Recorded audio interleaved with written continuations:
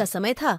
चांदनी की किरणें जंगल को अपने सोने से जगा रही थीं। एक छोटी सी गांव वाली लड़की नामक मीरा जंगल में खो गई थी। वह एक पुराने पेड़ के नीचे खड़ी थी जिसमें एक रहस्यमय द्वार था। मीरा ने धीरे से द्वार को खोला और अंदर चली गई। अंधेरे में रोंगटें थीं और एक जादुई पथ आगे बढ़ रहा था। मीरा ने उस पथ का पीछा किया जब एक जादुई दीपक झलकर रास्ता दिखा। वह जादूगरी थी जिसने मीरा को एक विशेष शक्ति दी, विचारों को जड़ने की शक्ति।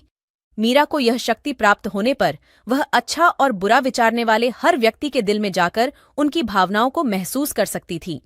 वह जंगल की ओर बढ़ी और रास्ते में एक भूतिया महल आया। महल की दीवार पर एक बड़ा सा दरवाजा था जो खुद बजा रहा था। मीरा ने महल के अंदर कदम रखते ही वह जादूगरी की शक्ति से महसूस करने लगी कि यहाँ कुछ अजीब है। महल के भीतर एक आवाज सुनाई दी, यदि तुम यहाँ तक पहुंचे हो तो एक चुनौती का सामना करो। मीरा को एक कमरे में ले जाया गया जहाँ एक रहस्यमय बाजार था। वहां पर अनगिनत छोटे छोटे पेड़ पौधे थे, पर हर एक का अपना अलग रहस्य था। मीरा को बताया गया कि वह चुनौती का सामना करेगी और ये रहस्य बताएंगे तो ही वह बाहर निकल सकेगी।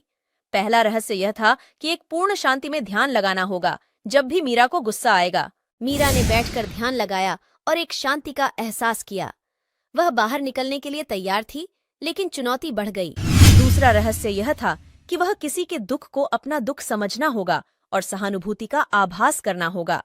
मीरा ने एक पुराने वृक्ष की कहानी सुनकर उसके दुख को समझा और उसकी मुद्दत तकरीबन उसी तरह से बनी रही थी।